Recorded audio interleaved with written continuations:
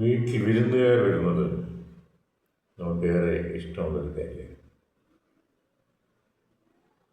പ്രത്യേകിച്ചും കുട്ടികൾക്ക്. കാരണം അന്ന് നല്ല രുചികരമായ ഭക്ഷണം, സ്പെഷ്യൽ വിഭവങ്ങളൊക്കെ തയ്യാറാക്കി അതിഥികളെ സൽക്കരിക്കാൻ വേണ്ടി അമ്മ പ്രത്യേകം ഒരുക്കാറുണ്ട്. അത് കുട്ടികൾക്ക് വലിയ താല്പര്യമാണ്. എൻ്റെ കുട്ടിക്കാലം അങ്ങനെയാണ്. വീട്ടിൽ ആരെങ്കിലും വിരുന്നുകാർ വരുന്നത് വളരെ സന്തോഷമുള്ളൊരു കാര്യമാണ്. അമ്മയ്ക്കും അത് വലിയ സന്തോഷമുള്ള കാര്യമാണ്. പക്ഷെ ചിലപ്പോഴൊക്കെ ആ സന്തോഷത്തോടൊപ്പം ഒരു ചെറിയ അങ്കലാപ്പം ഉണ്ടാകുന്നുണ്ട് അമ്മമാർക്ക്. എന്താണെന്ന് വെച്ചാൽ അടുക്കളയിൽ ചില ഷോർട്ടേജസ്, ചില പരിമിതികൾ.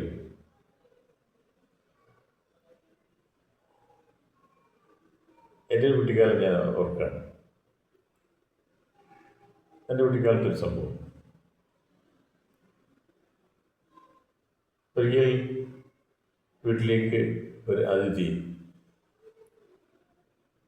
വീട്ടിലമ്മയും ഞാൻ മാത്രമേ ഉള്ളൂ. അതെന്ന് പറഞ്ഞാൽ വളരെ വേണ്ടപ്പെട്ട ഒരു ആൻറ്റി.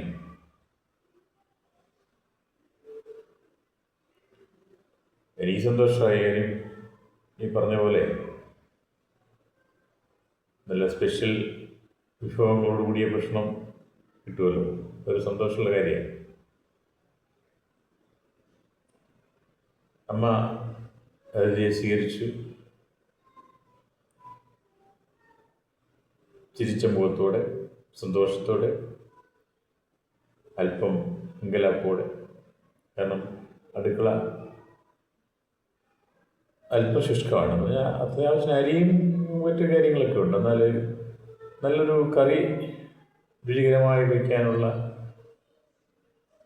സാമഗ്രികൾ അല്പം ഷോർട്ടേജുണ്ട്.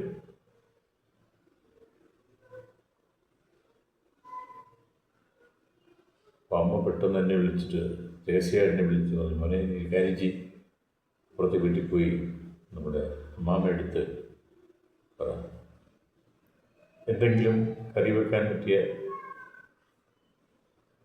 എന്തെങ്കിലും ഉണ്ടെങ്കിൽ പെട്ടെന്ന് വാങ്ങിക്കൊണ്ടു പോകാം. പിൻവാതിലൂടെ ഞാൻ ഒറ്റ ഓട്ടം.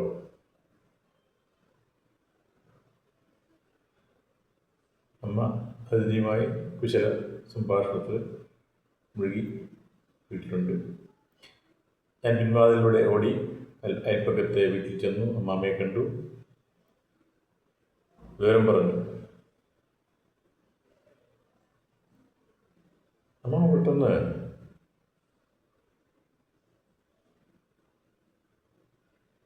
കറി വയ്ക്കുന്നതിന് ആവശ്യമായ അത്യാവശ്യം ചില പച്ചക്കറി വിഭവങ്ങളും 2 കോഴിമുട്ടയും ഒക്കെ എടുത്തു തന്നു. കൂടാതെ ഒരു പാത്രത്തിൽ അല്പം മീൻ കറി എടുത്ത് അടച്ചിട്ട് എൻ്റെ പറഞ്ഞു, എളുപ്പം ഇത് കൊടുക്കാൻ പറഞ്ഞു. ഞാനുള്ള സന്തോഷത്തോടെ വീട്ടിലേക്ക് കൂടി. അതിനിടയിൽ അമ്മ കുശല സംഭാഷണവും അത്യാവശ്യത്തിന് ചോറ് വയ്ക്കലും എല്ലാം ഇതിനിടയ്ക്ക് നടക്കുന്നുണ്ട്.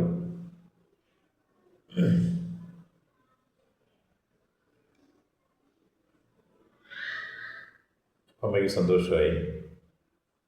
പ്രശ്നം പരിഹരിച്ചു, വളരെ പെട്ടെന്ന് പരിഹരിച്ചു. ഇന്നാണെങ്കിൽ അല്പം ബുദ്ധിമുട്ടാവും. കാര്യം എന്താ? 2 കാര്യങ്ങളിൽ ഒന്ന്, ഇങ്ങനെ ഷോർട്ടേജുകൾ സാധാരണ രീതിയിൽ വരാറില്ല. ഒന്നാൽ തന്നെയും അത് പരിഹരിക്കാൻ ബുദ്ധിമുട്ട് വരും. കാരണം എന്താ അറിയുമോ, അയൽപ്പക്കത്തെ വീട്ടിലേക്ക് ഓടണമെങ്കിൽ അല്പം ആലോചിക്കേണ്ടി വരും. കാരണം അയൽപ്പക്കം അത്ര അയൽപ്പക്കമല്ല ഇപ്പോൾ. അടുത്ത വീടുകളൊക്കെ ഉണ്ടെങ്കിലും ആ വീടുകൾക്കിടയിൽ വലിയ മതിലുകൾ ഉണ്ട്. ആ മതിലുകൾ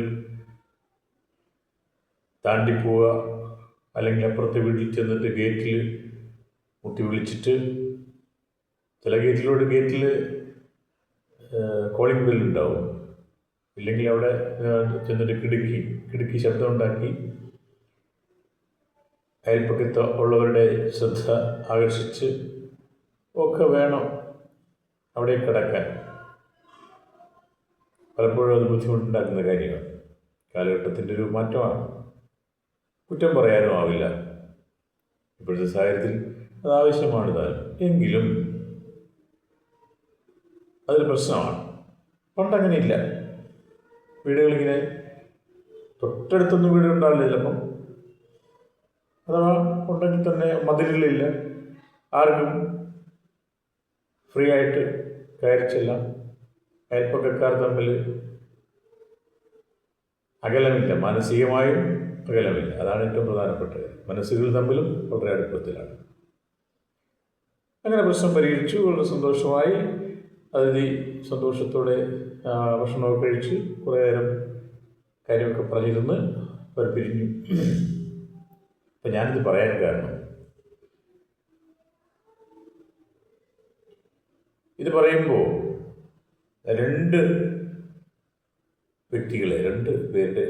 രണ്ട് പേരെ ഓർക്കാതിരിക്കാൻ കഴിയില്ല. ഒന്ന് എൻ്റെ അമ്മ. അതിഥി സൽക്കാരത്തിൽ വളരെ താല്പര്യമുള്ള അമ്മ. ഇപ്പോൾ അമ്മ എൻ്റെ കൂടെ ഇല്ല, എങ്കിലും ആ ഓർമ്മകൾ. രണ്ട്, ഇത്തരം സിറ്റുവേഷനിൽ അമ്മമാരുടെ കൗശലത്തെപ്പറ്റി, അല്ലെങ്കിൽ വീട്ടിൽ അടുക്കളയിൽ അന്നേരം ഉള്ള സാമഗ്രികൾ വെച്ച് കറികൾ തട്ടിക്കൂട്ടി അതിഥികളെ ഊട്ടുന്ന അമ്മമാരുടെ കൗശലത്തെപ്പറ്റി പറഞ്ഞു തന്നിരുന്ന ഒരു മഹത് വ്യക്തി ഉണ്ടായിരുന്നു. ഞങ്ങളുടെ പ്രിയപ്പെട്ട ഗുരുനാഥൻ TT നൈനാൻ സർ. ഒരൊഴി ഹൈസ്കൂളിൽ, ഒരൊഴി ഗവൺമെൻറ് ഹൈസ്കൂളിൽ 10A ഡിവിഷനിലാണ് ഞാൻ പഠിച്ചത്. എൻ്റെ class teacher Shri TT Ninan എന്നു പേരുള്ള മഹാഗുരു എന്ന് തന്നെ വിളിക്കണം. പാഠഭാഗങ്ങൾ പഠിപ്പിക്കൽ മാത്രം, ഫിസിക്സും ഇംഗ്ലീഷുമാണ് അദ്ദേഹം പഠിപ്പിച്ചിരുന്നത്. പാഠഭാഗങ്ങൾ പഠിപ്പിക്കൽ മാത്രമായിരുന്നില്ല, വളരെ പ്രായോഗിക ജീവിതത്തിലെ പല നുറുങ്ങുകളും പലപ്പോഴായി പേർന്നു നിന്നിട്ടുള്ള മഹാ വ്യക്തിയായിരുന്നു അദ്ദേഹവും ഇന്ന് നമ്മോടൊപ്പം ഇല്ല. ഈ രണ്ട് വ്യക്തികളെ ഓർക്കാത്ത ദിവസങ്ങൾ ഇല്ല. ശ്രീ TT നൈനാൻ സാർ എൻ്റെ കുടുംബത്തിലെ എല്ലാവർക്കും പരിചിതനാണ്. എൻ്റെ ഭാര്യയ്ക്കും മക്കൾക്കും പരിചിതനാണ്. എങ്ങനെയെന്നാൽ ഞാനിത് പലപ്പോഴും അവരോട് പറഞ്ഞിട്ടുണ്ട്. പ്രത്യേകിച്ചും ഈ അടുക്കളയിൽ ചില ഷോർട്ടേജൊക്കെ വരുമ്പോൾ, കറി വിഭവങ്ങൾക്ക് ചില ഷോർട്ടേജ് വരുമ്പോൾ ഞാനിത് പറഞ്ഞിട്ടുണ്ട്, അവരോട് പറഞ്ഞു കൊടുക്കാറുണ്ട്.